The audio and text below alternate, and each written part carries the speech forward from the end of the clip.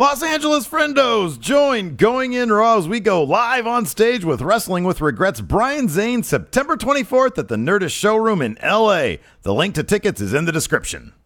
This is Charlotte, and you're watching Going In Raw. That sounds terrible. What's up? This is the most must-see WWE superstar of all time and his lovely, gorgeous wife, Marie. and you are going in Raw. What's up? It's your girl, Sasha Banks, the legit boss, and you are watching Going In Raw. Oh, baby, I like it raw. Oh, baby, I like it raw.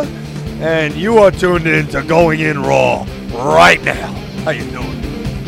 Hey, friendo, Steve here. And Larson. And welcome to Going In Raw, the only pro wrestling podcast you can be listening to right here at youtube.com/Steve and Larson, available wherever fine podcasts are. Be sure to hit that subscribe button. Larson, we're at 182,000, like 350. Yeah, we had now. a pretty major jump this week. So I pretty think neat. that's a huge cushion. And I know we announced earlier in the week that we're going to be doing our live stream today, our sub-party live stream. However, unfortunately, one of us is under the weather. It's this guy. And on top of that, we wanted to make kind of a big deal about our plans for this particular sub-party. So right now, it looks like, because next week we're going to be gone, we're still going to be producing content, a lot of really great stuff that we can't talk about right now. Yes. But when we get back, October 3rd, we have Interdimension Tension. In the Human Year 2017, which is, of course, the big blow-off, the Interbrand WCW Fun WGPW Wrestling event. And then that's on a Tuesday, 2 days after that. On October the 5th, we're going to have our big sub-party featuring gameplay for Virtual Pro Wrestling 64. This is a huge game in the history of Steve and Larson because we have never played it. We were huge marks for the N64 games back in the day. Yes. WCW NWO World Tour, Revenge, No Mercy, WrestleMania 2000. And this is sort of this, and then the sequel are sort of the missing links. So I bought this off eBay. It's like in pristine condition too. I know, it's like got the original packaging and everything. I got the adapter for the N64. It's right there. We have not Played it. We have not played this. We have not done it. All right. And so we are going to do this live. And if it doesn't work, we'll just hop on 2K17 or maybe we'll play some World Tour. I don't know. Play some No Mercy. No Mercy. There you go. Oh, yeah, World Tour. We'll do a base hit tournament. Yeah, there you in go. a while. So you guys are going to either watch us succeed or watch us fail at getting this thing to work. I mean, honestly, it doesn't matter popping it on the N64, seeing if it works. And we're going to have subs as part of our live sub party. Yes. I don't think we've decided where we're getting subs from yet, have we? No, we haven't made that decision yet. We have not decided. I shouldn't make that decision now because I am starving. I am hungry. I did not bring lunch today. I don't have a car.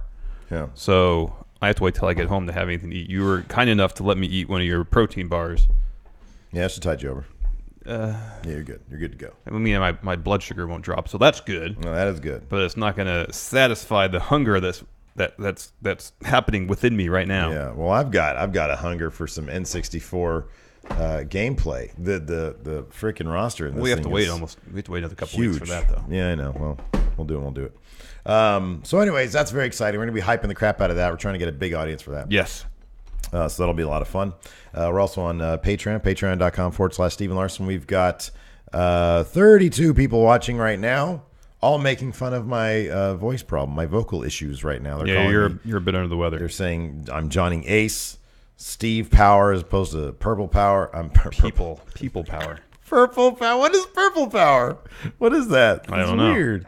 Anyways, oh my goodness gracious. Anyways, we're not here to talk about all that though, Larson. We're here to talk about 205 Live and NXT. 205 Live. That is correct. Once again, entertaining shows. Yeah. Let's start with 205 Live as we do. Yeah, let's. The show kicked off with a match between Cedric Alexander versus Brian Kendrick. In the dark, I do alone. So last week they were supposed to have a match. Jack Gallagher came out, interfered on behalf of Brian Kendrick. Yeah. Causing a disqualification victory for Cedric. Mm-hmm. But this week we finally got the one-on-one match between them. Right. Good match. Yeah, no, it was a fantastic match. These guys don't put on bad matches. No. It was great. They don't put on bad matches. Cedric eventually wins with a roll-up, and then Cedric walks up the ramp. Kendrick starts talking to him. Cedric starts talking back. Kendrick starts making his way up the ramp. Gallagher attacks Cedric from behind. Yeah. Pretty brutal, vicious beatdown, culminating in a headbutt that Cedric sold really well. Yeah, no, it was good. I liked it a lot. I like this new vicious Jack Gallagher. It wasn't huge on his interview later on, but we can talk about that in a bit because I feel like he's like evil. He's like wearing his little dapper suit and everything. Yeah. I wonder if they're gonna like, because I'm kind of waiting to see what they do with his music. If he's gonna like, I'll come at the same change music it to a more foreboding. Yeah, he should British probably change theme. his trunks too. Yeah. What's on his Because he trunks? has like the brightly colored stripes on on the brown trunks. It should be like a Superman 3 thing. Yeah. Where it's like, same, muted colors. Just everything. It's like same but muted. Muted or darker. Exactly. And then like, the dun dun dun dun dun dun dun dun, like have that be like like, backwards, slow down. Menacing. He's just demonic all of a sudden. He's Yeah, like exactly. satanic Jack Gallagher. In the Titantron, they show a close up of him, and his eyes are red. I know. Because he's imbued with satanic I just powers like this, now. Man. Just put on that Titantron, that picture of him as a clown. Anyway, so yeah, they go backstage and he gives an interview, and I don't know. I just felt like I want more Anton Chigurh from him as opposed to like true motivation as to why he's evil. I mean, I like motivation. What did he say in this interview exactly? He said, what was his motivation for going bad? I don't remember. Yeah, so it couldn't have been very, what was it? Let's pop it on. Let's watch it real fast. I don't remember. I should have made a note of it. Usually I do. Somebody in chat on Patreon, let us know what he said. Crap. Why are we both drawing? This is not a good look for us, Steve. I said I didn't like it, and I can't remember what it was. That's terrible. You just blocked it out entirely. Oh, JT Hussey, really? He says he was tired of being the joke? That's not very good motivation. That's not very good. If that's true, it's not. I mean, he can do that and not turn heel. Yeah. He just like stop being a parody of a British person. I don't know, man. Hopefully somebody in chat will figure that out. Anyways, next up we had a Drew Gulak promo. Oh, this was great. This was fantastic because he was talking about, I'm not going to let the fashion police interrupt me this time. He was standing on the announce table. I love that he's like in fully formed politician. Like there's no, and that, I think, was this last week too? He got changed music. They changed his music. And I think last week it was his old music. Oh, was it? Okay. They changed so. his music this week because it's not the same as it was before. Wait. So Hossack says he didn't want to be the joke any longer, which means Kendrick got to him after a while. It's crappy motivation. Here, Alex C says he watched Bronson and realized that it was a way cooler gimmick than Gentleman.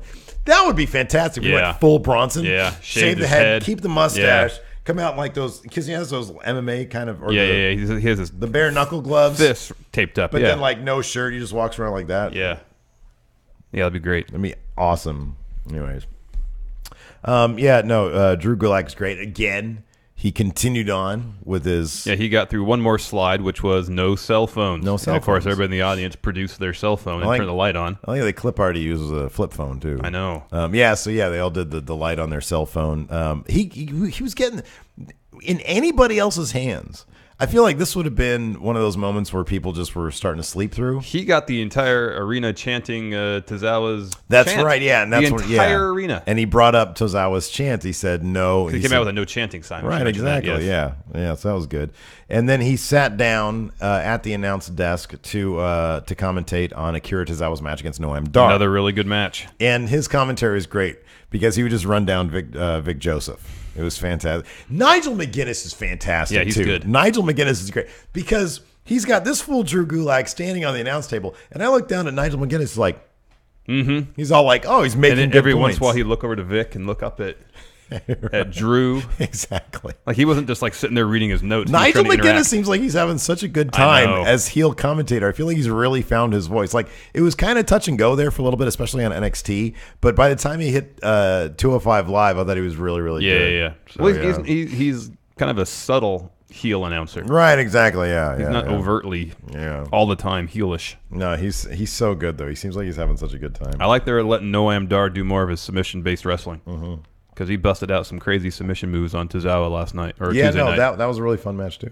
Tozawa picked up the win with a top rope senton. Fun match. I like this feud. Both the matches were really fun. Last night. And what's his face? Drew Gulak, he was running down Titus Worldwide as well. So I'm glad that they're still sort of inserting that. Yeah. Given that Titus Worldwide is sort of taking a step back. Yeah, ever since Tozawa lost the Cruiserweight title. Right, exactly. So, that was a really fun match. And I like that they're putting Drew Gulak and Akira Tozawa into a thing. Yes. I like that. Yes, me too. Next up, we had Rich Swann and TJ Perkins backstage. TJP still kind of upset about that loss, but a bit more diplomatic about it. But he still wants one more match. Yeah, and so he says, hey, one more match. And Rich Swann says, I'm about to throw down with my buddy Lince Dorado. We had our time. Let's just leave it at that. Yes. Like he got kind of serious with him. He says, know. let's just leave it at that. No more matches. Yeah. TJP. So we're several months into TJP's evolution as a character, as a performer on the microphone. And when you were pooping on his performance, I was like, give him time. He needs more reps. Oh my! Why are you turning in this to I was right, you were wrong? Because I was right. Oh my goodness! I don't think you ever said give him time. He needs more. That's reps. Exactly what I said. I said I don't think he has enough experience on the mic. Give him time.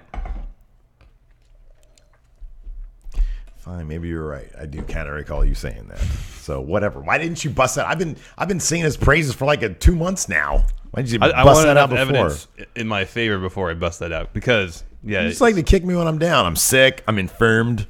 So what's your kicking point? Me now? My goodness gracious! Let's just mood him in today. What did I ever deal do with to you? it? What did I ever do? That's the mood you're in. Kick Steve when he's down. Yeah. I have this idiot voice. Whenever I try to scream, I go like super high and weird, like I'm still going through puberty. Anyway, yeah. So that led to Rich Swann versus Lince Dorado, except it didn't. No, it didn't actually happen. They cut. So Rich Swann comes out to the ring. He's ready to get the match started. They cut backstage, as you were saying.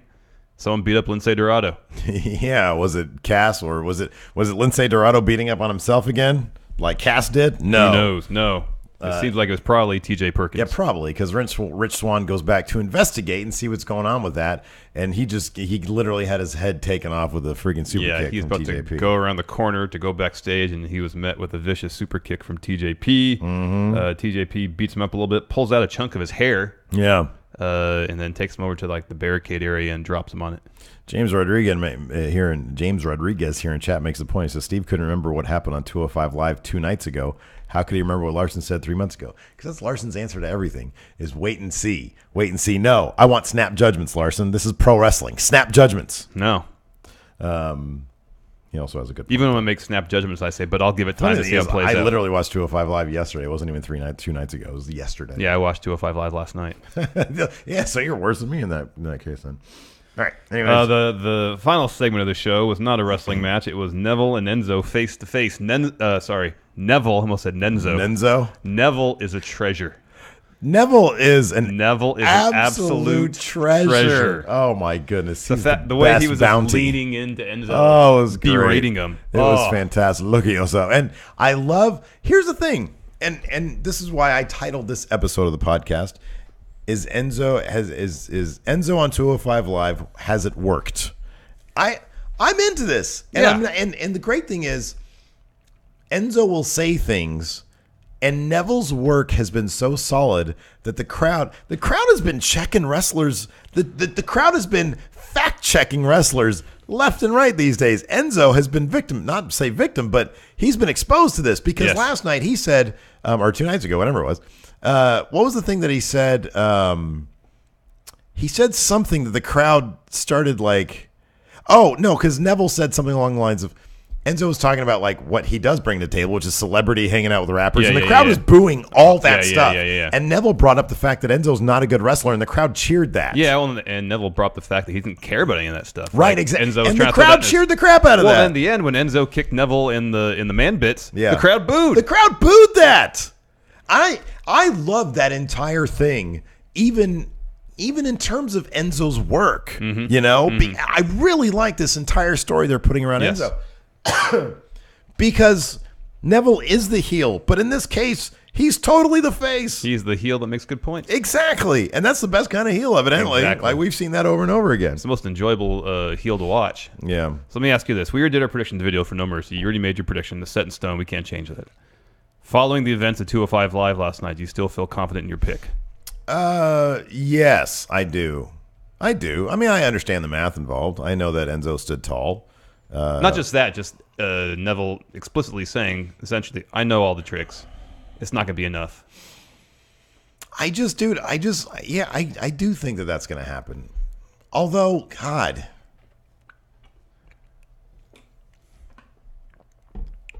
I honestly don't know where the crowd is, to be honest with you. I don't know where the crowd is.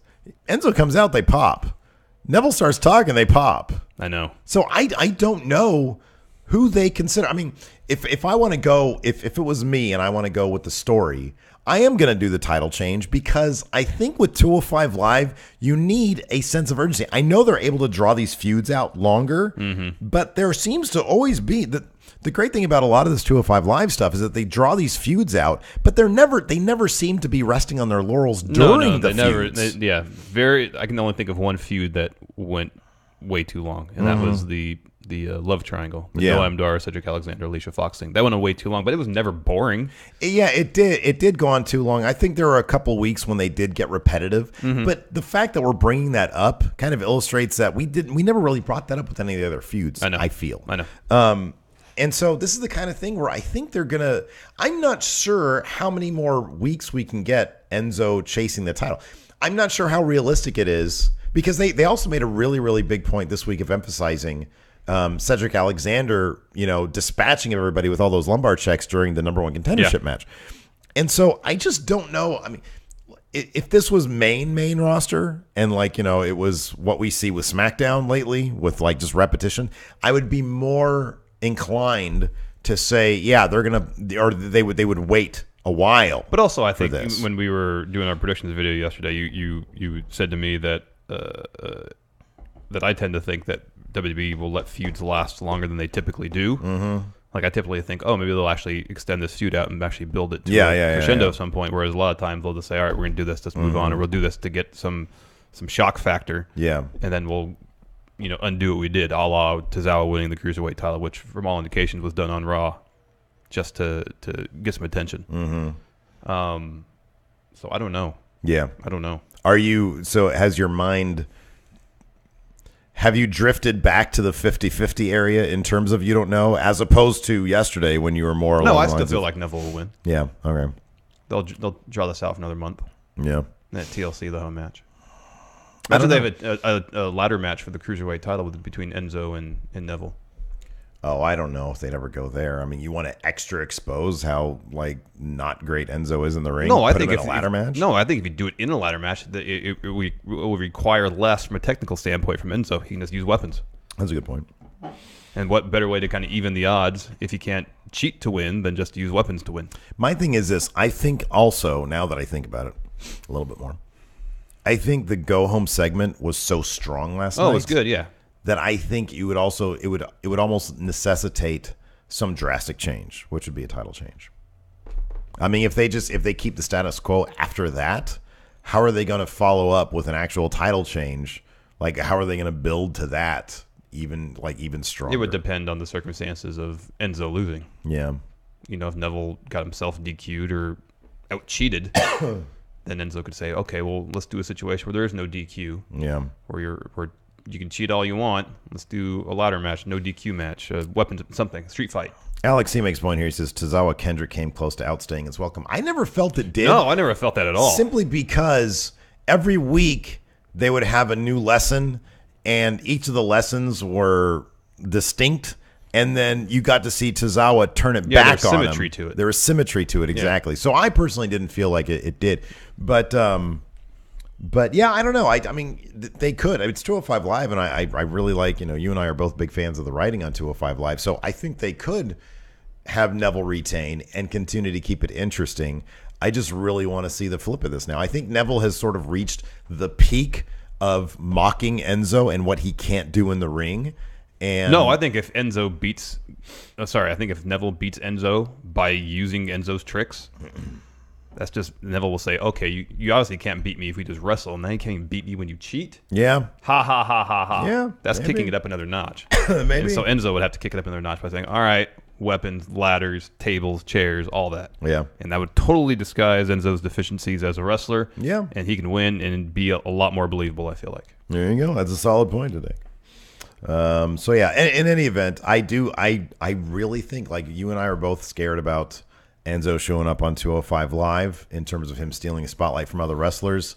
No, they've used his lack of wrestling ability as for storyline purposes, and it's worked really well. Yeah, I think it has, and I think he generates a very interesting crowd reaction where you hear that music and you inherently, it's kind of like when Dolph does his silly thing on SmackDown.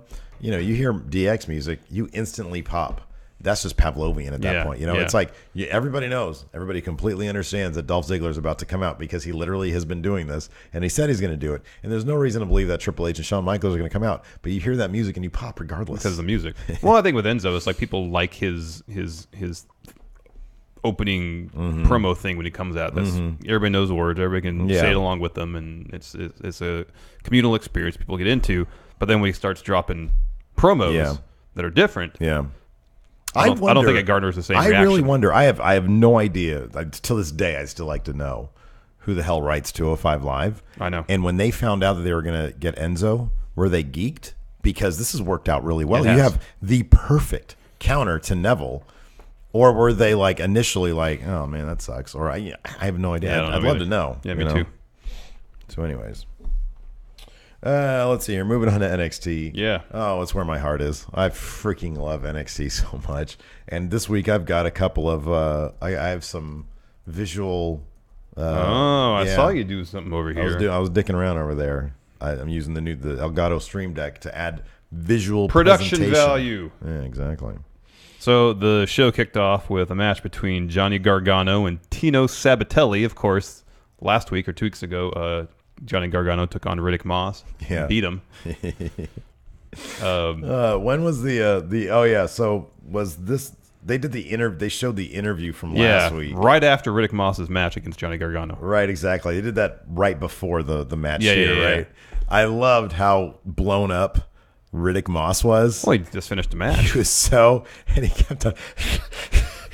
Well, then the interviewer, I can't remember who it was, said, "Oh, you came up short." And he said, "Short." The only thing short's Johnny Gargano. The only thing short's. They're so bad. They are so terrible. Tino and Riddick. And it's not that. Here's the thing. Tino's been in developmental how long? Like 18 years now? 4 years. It's been a while. I was actually surprised with his match with Johnny Gargano. He can put on an actual wrestling match now. Yeah, the transition into the Gargano escape, though, was a little rough. Yeah, I know. Johnny had to make sure the arm was in the right place. Yeah, well, you can't have everything.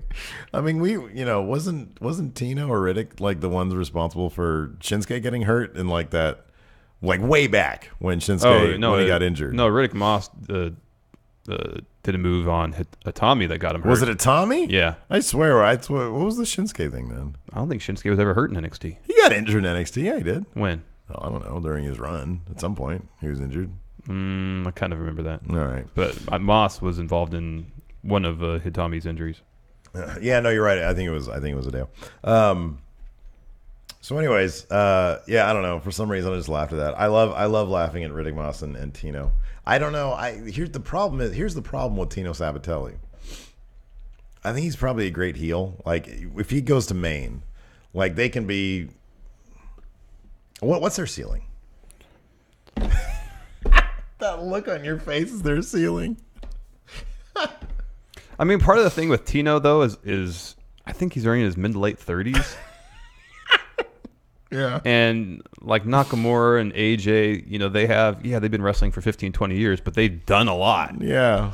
And if Tino's already that old and has only been wrestling for 3 years, that's a lot of ground to make up. Let me ask him, why haven't they given him a better gimmick? I mean, is this what he feels comfortable doing? Yeah. I mean, at least get rid of the Superman shield with the T and the S. I know they were talking about how he showed up at Full Sail in a Maserati, and all that kind of stuff. So they're focusing on the fact that he's already wealthy. No, I know, but I mean, come on, if it's not doing anything, he's got that cheesy hair. Well, they're also not on TV enough to really make a consistent impression one way or the other. Oh, okay. So Gustavo says Riddick Moss injured Itami while Itami was tagging with Shinsuke. Maybe that's what you're thinking of. I mean, here's the thing. I'd like to say that I don't like them, but I'm gonna like the promo that Riddick Moss did here in town was good. Yeah, it was good. It was entertaining. It was fine. They're just so cheesy. They're so cheesy. Give them time. Maybe they just need Give more them reps. time. How much more time do they need? Maybe they just need more reps. Hey, you never know. 6 months from now, I might be a huge fan. I like seeing them because it's funny. His hair is so cheeseball. He's so cheeseball. Who, Riddick Moss? No, Tino. Oh. Even his name is so cheesy. Riddick Moss needs new hair. I was trying to find out how old Riddick Moss was. Can't find out. Can't figure it out? No. Ageless. Anyways, I mean, Gargano looks like $1 million, though. His abs are oh my gosh, freaking he's ridiculous. in phenomenal shape. That guy's fantastic. Oh, Riddick Moss is 28. Okay, so he's like, what, 15 years younger than Tino? Yeah. Yeah. Anyways, yeah, Tino tapped out, thank goodness, to Gargano. No, Tino's only 34. I thought he was older than that. Oh, really? Yeah. So cheesy. Anyways, next up we had William Regal in his office. Roderick He was Strong. telling a story to He was somebody telling off a great camera. story about a wig. Yeah. Some sort of wig. His wig came right off. And he was interrupted by Roderick Strong. Hello, Roderick. How you doing? And Roderick says, Mr. Regal, I want a match. I told Drew McIntyre after Bobby Roode I would come after his title, and I want to do that. Oh, very well, Roderick Strong. You've done everything everybody's asked you to do. Fine. 2 weeks from now, you get Drew McIntyre. That's pretty much how it went. NXT. I think that's verbatim. You're paying attention to that segment. I was, man. Hey, I pay ridiculous attention to detail when it comes to NXT. Yeah. Ridiculous attention to detail. So, yeah, in 2 weeks, we're going to get Roderick Strong versus Drew McIntyre for the NXT title. Yeah. Very exciting. Yeah, absolutely. Next, they were talking about... although, let me ask you, what? That's going to be a swerve, right? That's I don't got to be. know. I have not looked at the spoilers. I mean, yeah, it's happened. You can look and see what happened. I don't want to. I like that. We got to talk about it, man. I don't want to look at spoilers. I know what's happened. That's boring, though. You think Roderick Strong? He's got to be part of the Wing of Honor, right?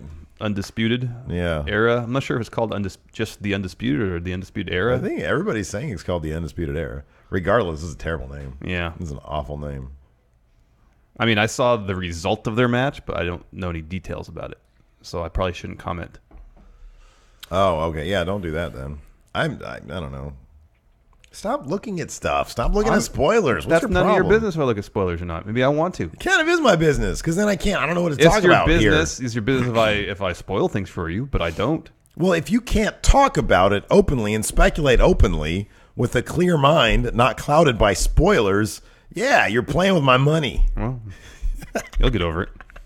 Probably. I'm already over it. Next, they were talking about the lack of NXT Women's Champion since Asuka vacated the belt, and so Sonya Deville did a promo, more or less saying that she's going to be the next champion. I don't think she is. No. How do you repackage her? You have to.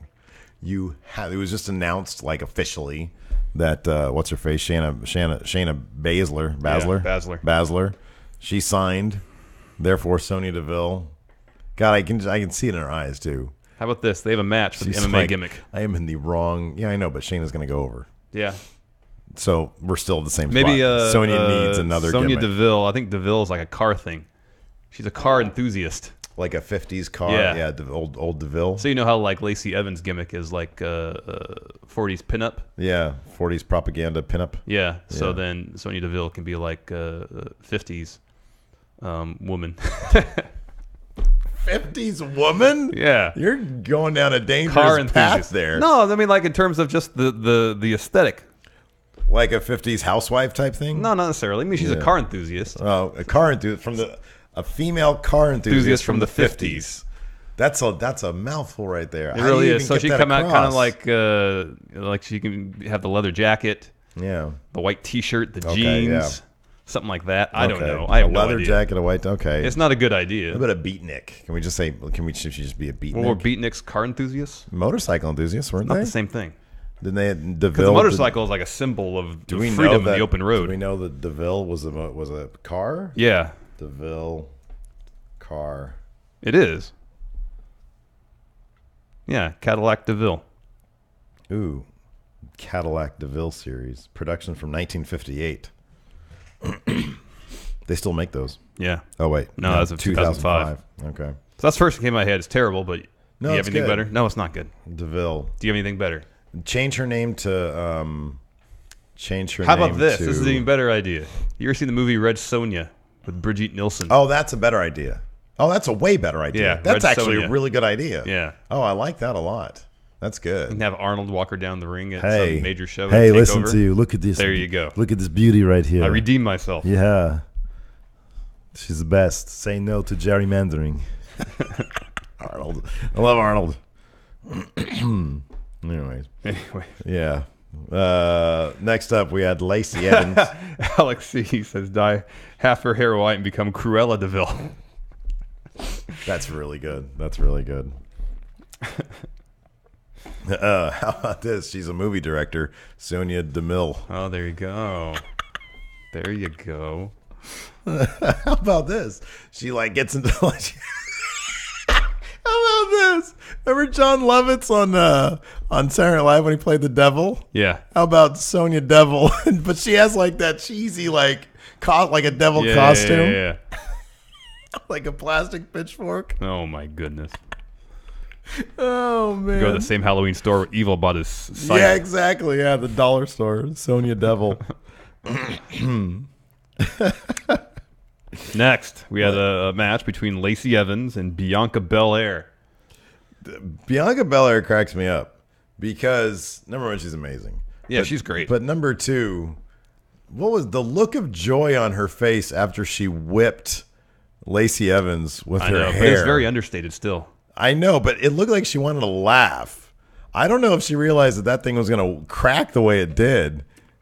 They put a bunch of like beads in it, and that's why it cracked so much. Oh, that's awesome. That's great. I noticed that during the Mae Young Classic. Well Look done. on, All the, right. on the side that's facing outward. There's a bunch of beads, especially toward the top. So when she hits someone with it, the beads hit together, creating that sound. Sort of like when you kick somebody, the sound you hear isn't the kick; it's people slapping their leg. Oh yeah, well no, I knew that. I just didn't know like how she, because I was gonna look to see if like she slapped her leg when she did the whip. Okay, No, just looking, there's a bunch of Beads.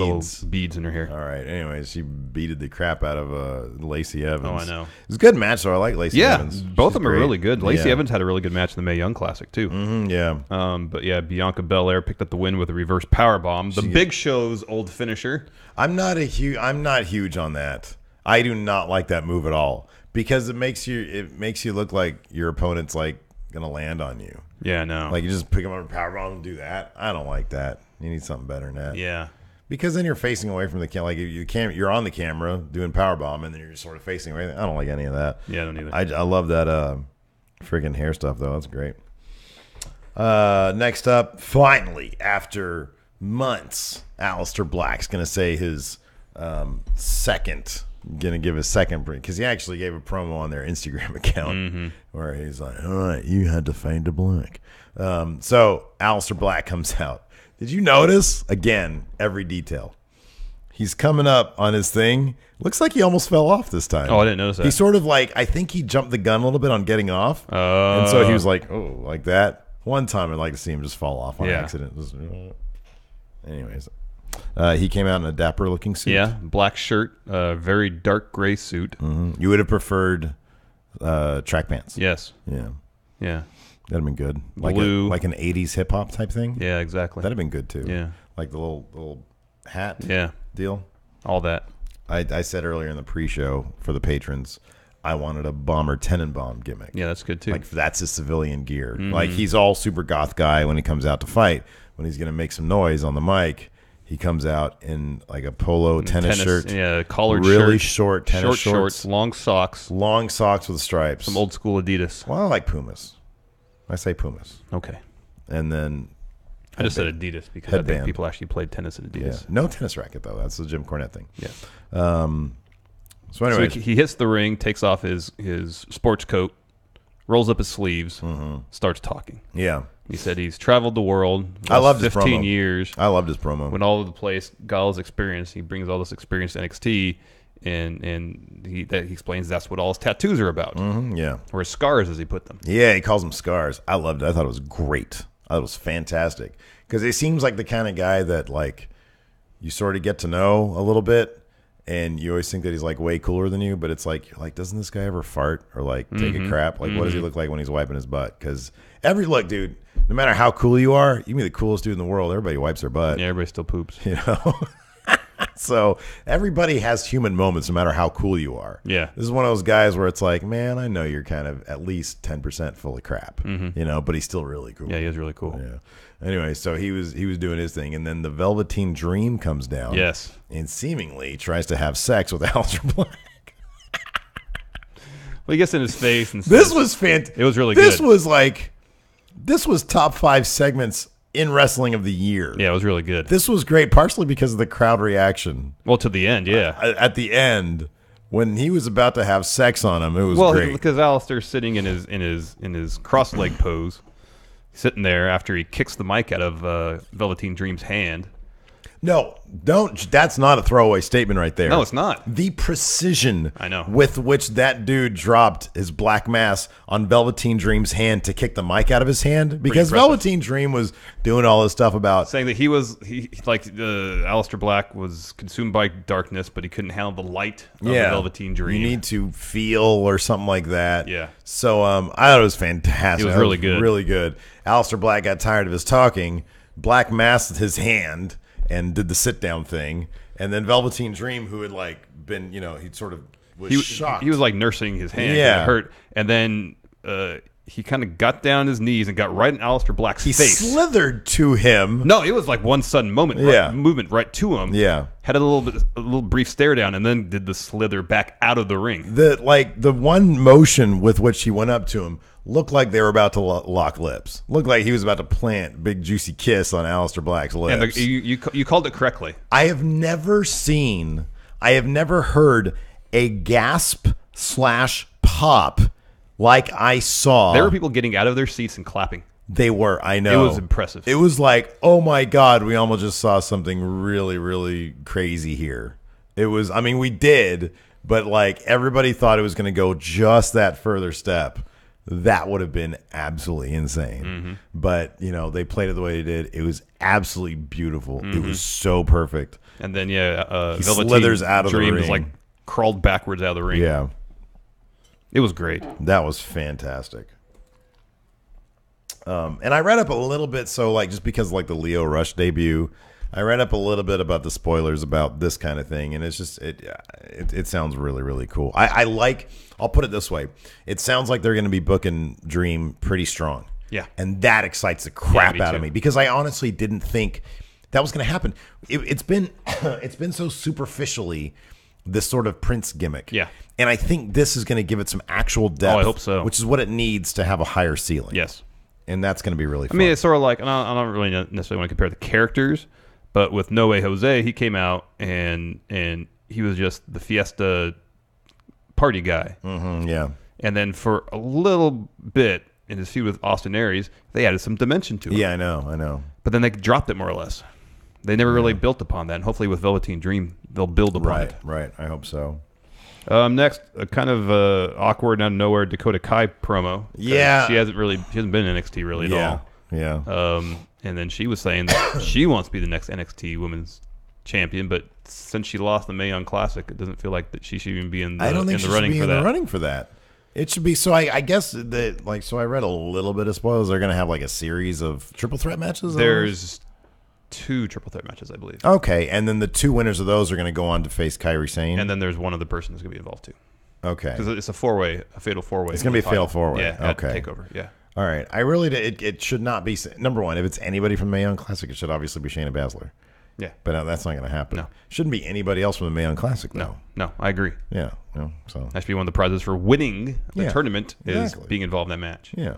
If you did not win the tournament, you should Right. not be in that match. Exactly. Unless you're Candice LeRae. Well, I'm joking. yeah, I'm not serious. I know, but I'm trying to find a way around a way to get that happening. Yeah, this is kind of funny. Oh, what did you say? I'm the captain of Team Kick. I didn't know any of that meant. Team what? Kick. Kick. What? Kick. Oh, kick. Kick. Team Kick. Kick. Yeah, it was really awkward. I feel like I don't know. It's like she just witnessed somebody throw up and then they pushed her on camera. I think that's what it was. You know, okay, get over on camera. Oh, blimey, that was disgusting. Oh, hi, everybody. I'm Dakota Kai. Oh man, this is great. Next up, we had. Wait, did you put something on the screen? What's that? Did you put something up there? I heard No. you press a button. I pressed a button because I'm Press about it. to. What? Press it again. Press the button again. Press what button? Oh, you just I'm gonna transitioned go to this way. Okay, gotcha. This way, Now I understand. See? All right, 'Cause I'm continue. over there. All right. So, anyways, next up, we had No Way Jose versus Lars Sullivan. Lars Sullivan is quickly becoming the going in Raw wrestler of the Yeah. year. And I've got two examples as to why. I'm going to show them on the screen. For those of you listening at home, we'll describe what we're seeing. This is the little promo still they put up because it's coming up next. Here's that. No Way Jose is firmly looking at the camera. Yeah. Why is Lars Sullivan looking in two different places? The camera in one eye and off camera with the other eye. How is that even possible? I feel like he's looking through the camera. What is that face? What are those eyes? Where are they looking? Because it doesn't look like it's the camera, but then one of them kind of is. And if No Way Jose's looking at the camera, why isn't he looking at the I feel camera? like Lars Sullivan is looking at whoever's behind the camera. He's like waiting for some direction from that guy. And since the camera's kind of at not a head-on angle, Yeah. it looks like one eye is looking at the camera, the other one's not. He actually has both eyes fixed on the guy who's behind the camera, who's just man. slightly not in line with the lens. JT says it was the second photo they took right after the bright flash. Jack Nolan says Lars Sullivan looks like my messed up character from Oblivion. Oh man, here's the second thing I love about Lars Sullivan. When he comes out, when he walks out and his music starts playing, his Titantron goes out with his big name on it. He walks out and immediately he turns away from the camera and bends over. He just points his ass at the crowd. That's good. That's the first thing he does. Yeah, that's good. What the hell is that? That's amazing. He's marking his territory. Saying, marking this is his my NXT now. Oh man.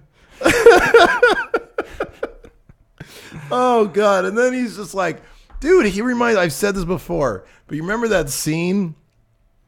You remember, sorry, JT. You remember that scene in the Nick when the big burly Irish character was trying to manage their pro wrestlers from back in 1901 or whatever. Yeah. And he loaded up that one dude with some tranks, or not some tranks, some like Uppers.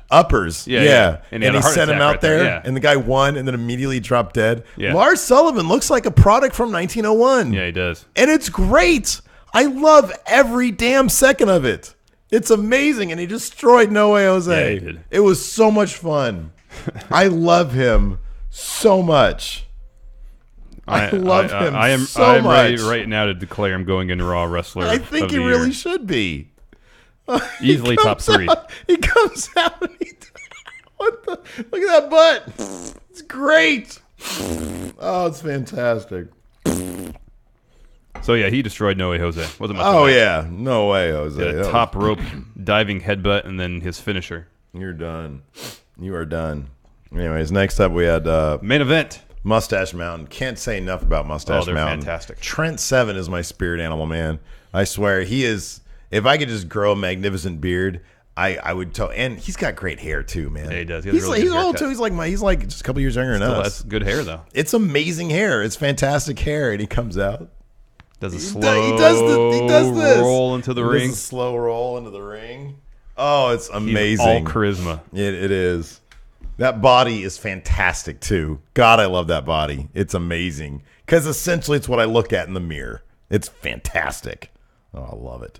Anyways, they were taking on Redragon. Yeah. With manager Adam Cole apparently. Yeah. Like the dude can talk like nobody else. Why Yeah. are they Why letting him talk? has he not dropped the promo in this month on All he the does is roster? say, it's us. So we do it now. It's our We NXT. do it now. Hey, Undisputed, baby. we do this now. They don't give him a mic. I know. Give him a mic. Give him a mic. Man, Let him talk. We need to hear their manifesto, what they're there to do. tell me about it. What the heck? That's what we need. Absolutely. This is a really fun match, though. This is a blast. This is an absolute blast of a match. You kidding me? We saw Trent Seven Rainmaker. Yes, we did. Or 7-star I always lariat. love those. I love those. Trent was in the ring a lot, getting beat up. Mm-hmm. Got a hot tag to Tyler Bate. Right. Kyle O'Reilly managed to reverse a Tyler driver into a guillotine. That was cool. That was rad. That was cool. That was really cool. Redragon hit like some combo move of a kick and a suplex. This was fantastic. O'Reilly gets on top of Bate for the cover. Just like literally Tyler Bate's toe. The length of his toe gets on the ropes. How do these guys do that stuff? How do you know exactly where you are in the ring to the degree that you within a toe's degree? Because you've been in the ring a lot. He's only 21. I'm sure. You think he hasn't been in the ring or 20? He's 20. I guarantee he's been in that ring consistently for the last 8 years. He's probably started training when he was super young. Like 12 years old. You're probably right about that. I know. That's crazy. At one point, Adam Cole Bebe pulls Tyler Bate off the apron, super kicks him. Oh, yeah, it was great. It was fantastic. Redragon hit Total Elimination, which I guess is their finisher too. Bobby Fish picks up the pin on Trent Seven. Redragon wins. They will dragon again. They will dragon again. So they're in the ring celebrating, posing. Drew McIntyre music hits. He comes out. He's wearing like normal clothes, jeans, shoes, no shirt. And he's growing out his body hair. Oh, my gosh. It's fantastic. Wow. I love when they do that, man. Remember that weird short spell? I think it was like one of Triple H's, like one of the few matches. Oh, yeah, when he had chest hair. Yeah, it's great. It's the best. You know the only person I didn't like chest hair on? CM Punk. It was so weird. Yeah. He had really thick chest hair, and then his nipples, for some reason, when they look normal when he shaved his chest hair, but they look like giant hunks of meat. I wouldn't think his chest hair would work with all his tats on his chest. Yeah. It'd be weird. Yeah, it's all weird, man. It's all weird. But yeah, Drew McIntyre, awesome. Oh, his chest hair, it's like, I think it got me pregnant just looking at him. Me too. I stared at him, I was like, I'm now with Child. Man. With Drew Child. So he comes in the ring, undisputed leaves, undisputed era, whatever they're called. Of course. Because Adam Cole's like, you're going to take on all three of us? And I'm sitting there like, yeah, he'd probably eat you. Yeah, he'd probably. eat you alive, man. Probably. Because you're so tiny. So they get out of the ring. They're standing back by one of the curtains. Sanity jumps them from behind. Yeah. They all start brawling. Right as they're talking trash with Drew. Yeah. And then how did the episode end? It was just Redragon and Adam Cole kind of they fleeing left the scene. And they were like mocking still for some reason. And I think the last shot was Drew on like the turnbuckle and Sanity sort of below him, raising their titles. Yeah. So yeah, I imagine they're probably going to load up with Roddy and Donovan. That's my guess. But I don't know. Fascinated. Get Adam Cole in that mic, baby. I know. That should have happened already. Really should. It really should have. Yeah. Let's take some questions, Steve. Let's answer some questions. Son of a farmer, Mitchell Elam. Hey, friendos. Patrick Clark is fantastic, and the Velveteen Dream character is very open, but what if he became the Prince counterpart to Bray Wyatt, and he changed people every time he got into feuds with them? Do you think the character has a higher like ceiling than middle, lower card heel? I think if they continue to book him in this manner, from what I've kind of gathered from spoilers a little bit. I thought you didn't read spoilers. I think it's possible. Well, so you can't, like, Leo Rush debuts. Okay, well, let me see what happened there. And then they get a spoiler. I think it's possible. I think Patrick Clark is massily talented. Yeah. So I think as long as you've got like a really strong talent behind the gimmick, you've got a really good shot. I think as long as he has a good sense of who his character is and he's given some material to work with. I will say this, though. Of all the talent in NXT, of everybody in NXT, the one guy that has the biggest shot at being horribly bungled on main roster is the Velveteen Dream. They would have zero idea how to handle that type of character. They really would. I mean, you would really risk running into some stereotype type stuff. It could get ugly. It really could. So, anyways, I hope for the best, though. I really do. Yeah, me too. Legit Hoss Tony Coyote. Do you think with the way the Velveteen Dream acted last night in NXT, he could be the next Goldust? I think that's a possibility. I think it's a good comparison. Yeah. Those types of characters, yeah. Again, I'm not optimistic about his chances on main rosters because they don't have a great track record with subtlety. No.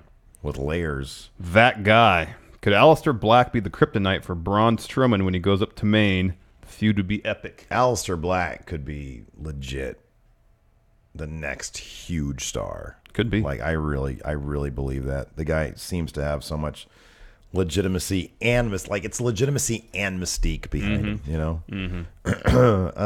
Alex C, do you think this Ring of Honor faction has a bit of an NWO feel about it? He says he really digs their whole presentation. Well, I think pretty early on we knew what the NWO was all about.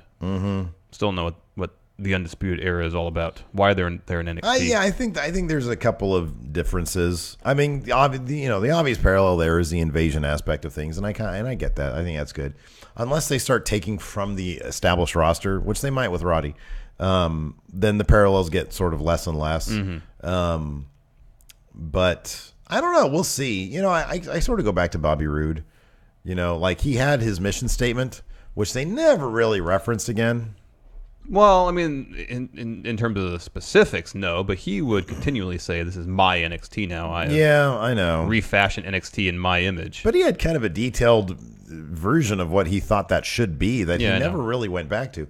So, unless they start planting people in the audience and not sell those tickets, that's the only way that would have happened. If Ring of Honor's thing, if Wing of Honor, Undisputed Era, if their thing is to just get themselves over, then I mean, then there are more parallels to the NWO there. Yeah. You know. I mean, everybody, it seems to be, I don't want them to start overusing the idea of, this is my NXT. Yeah. Because Bobby Roode already said that. And didn't really play out that much. Asuka kind of used to reference that kind of thing. Yeah. Too many people say, this is my NXT. Can't be everybody's. No. Steel City Champion Benny Yinzer. Do you think we will ever see the UK guys go for the NXT Championship or the Tag Team Championships? I would like that. I would love that. I would absolutely love that. After seeing what they're doing with them right now, I would, there's some motivation for them to be in NXT. So I would love to see them remain in NXT. Why is your phone making all this noise? I think that was my phone. But is it your iPad? Oh, it's probably the iPad, yeah. Eric, let me ask you something, Blaha. Hey, friendos, power rank. Power rank. Power rank top 5 ways WB Creative can screw up Aleister Black when he eventually goes to Maine. For example, give him a singing gimmick. Oh yeah, that's a good one. Number 5. Number 5 is have him join the Wyatt family. Yeah, there you go. Yeah, have him be a henchman. Yeah. There you go. Number 4. Number 4, have him feud with Dolph Ziggler in any way, shape, or form. Yeah. Have him interact at all with Dolph Ziggler. 3. That might be number 1. Number 3, debut him and then keep him off TV for 2 months. Feudless with 2 months. Number 2, have him be... No, actually, number 1. I'm going to say number 1 already. I'm going to say number 1 is... have him be the one in Kurt Hawkins 1 and 200. Yeah, that would be bad. Number 2.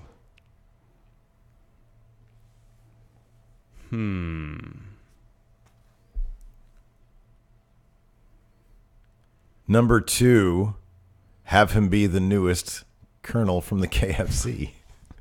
As much as I would love to see that. Yeah, that'd be great. Unsolved Mystery, the Unsolved Mystery, Robert Stack. What 2 wrestlers, one from 205 Live and one from NXT, would you like to see in a best of 7 series? Great question. Neville and Pete Dunne. Yeah. Because I'm just calling Pete Dunne as part of NXT now. Yeah. Hamza Halal. I don't remember who said this, but is NXT, quote, just PWG but with air conditioning, or is it completely different? It is different. Who said that? Who made that remark? I don't remember, but I've heard that too. There's differences. I mean, NXT, they let them do more, but they don't let them do quite the crazy stuff that they do in PWG. Yeah. And NXT is still a lot more story focused than PWG is. Yeah. Yeah. No. So Pete. So we've often said that one of the great things about WWE house shows, and I don't know if this is the same on the NXT house show circuit or not. Well, I think it kind of is, because I think when we went to not the one we just went to here in Sacramento, but the first they one. They were looser. You're right. Yes, No, Bobby you're Roode right. and Noe Jose had a really loose. They had a comedy match. They were looser.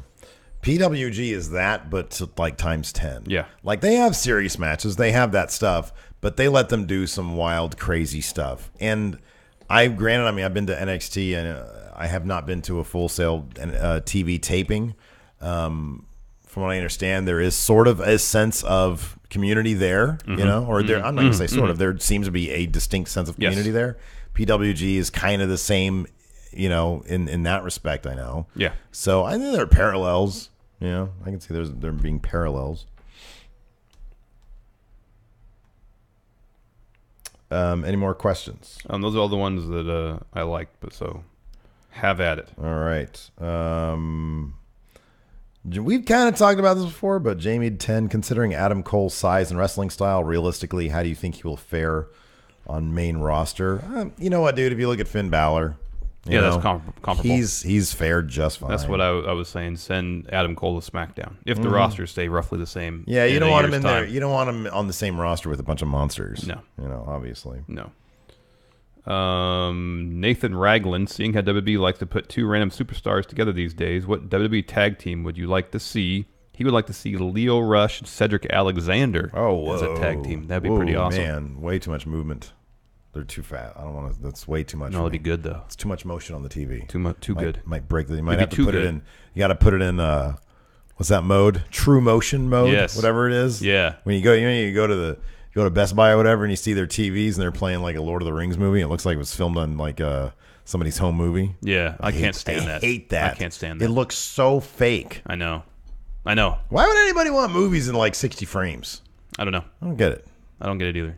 I think that stuff's supposed to be better for sports, but even then, I'm so used to watching TV a certain way that even in sports, when they have that true motion stuff on, it's too sharp. Mm-hmm. It's too crisp. There's no blur. I'm going to call TGX out here for this question because I love TGX. We never really answered Nathan Ragland's question. What was his question? What two superstars do you want to see tag team together?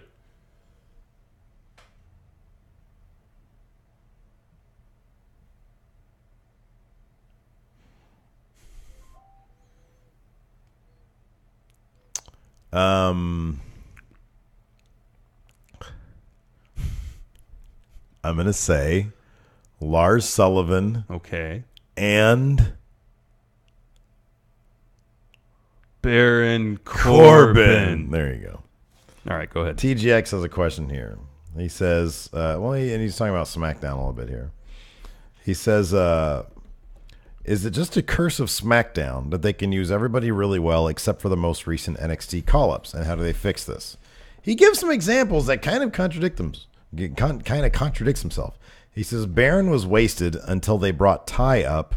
Ty finally started to be used right when they started squandering Shinsuke. Then Shinsuke broke into the main event scene right as Bobby Roode debuted, and now they're squandering him. But every example here eventually got used right. I think Baron Corbin's used about as well as Baron Corbin could be used. was utilized fairly well until he got some heat backstage. And even now he's in the U.S. title scene. I don't know if Ty's Ty in the U.S. title scene. But yeah, that's just recently. Before that, Ty really was underutilized. Yeah. Shinsuke was treated like a star immediately, but in terms of the actual storylines he's been involved in, they have been very good. They've just had bad storylines with him. Yeah. It's not that they treat him poorly. They just have him in bad storylines. Yeah, and then Bobby Roode has been on TV twice. Bobby will be fine. I've been thinking about that. Some tells me Bobby might be better as a face anyways. Oh, I don't know, man. Here's the thing. We've never seen Bobby as a face. Let me ask you. He was a face in TNA. Here's the thing. Beer money. Man, don't act like you know anything about TNA. Get out of here with that. I knew he was a face in TNA. You just know that. Obviously, you didn't even know that. No, Beer money. No, I did know that. I mean, we haven't seen him as a face in his current he used to incarnation. Have long hair. Yeah.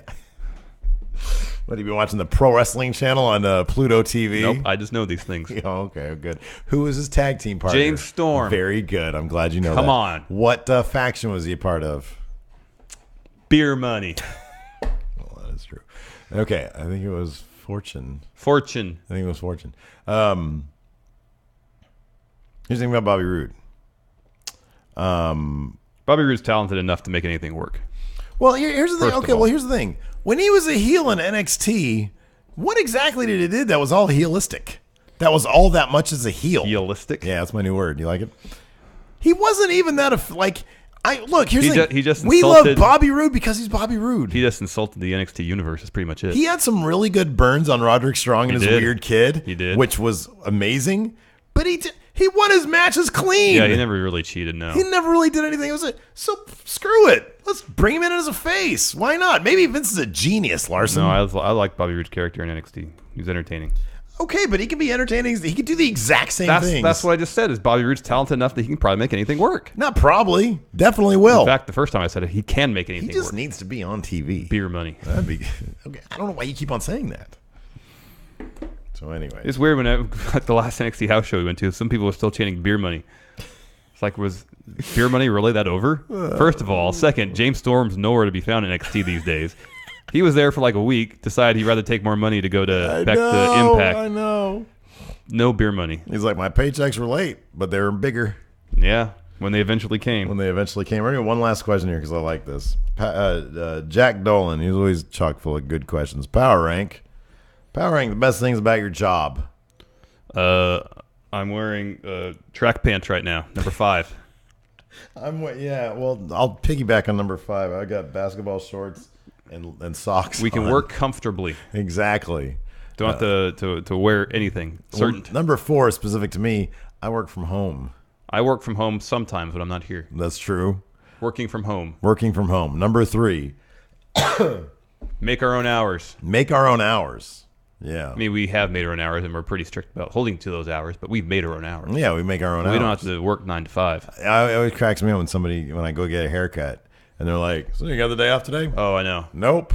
I make my own hours. And they get all so confused. I'm my own boss. What? How do you do that? That's number 1. We're our own boss. Don't Yeah. answer anybody. Oh, no, dude. What? Number 1 is ain't nobody can ever lay us off. Well, that's part of being your own boss, too. I You know. call the shots. I really wish you were more enthusiastic about when I said the specifics of nobody can lay us off. Because getting laid off is the worst freaking feeling in the world. Now nobody can do that. I mean, YouTube could theoretically stop working, in which case, but still nobody can say, hey, you're out of here. Nobody can say that. I think we still need a number 2. We're our own boss. Well, you already said that. It's number 1. We're our own boss. Oh. I don't have to deal with anybody but this guy. And I'm so used to dealing with him, I can go on autopilot. Beer money. There's no office politics here. None. None. There you go. None. There's no drama. Anyways, that's it for now. Thank you, everybody, for tuning in. Patrons, stick around because we have a post show to get through with Correct. you people. And until next time, we will talk to you guys. We'll talk to you guys later. Bye.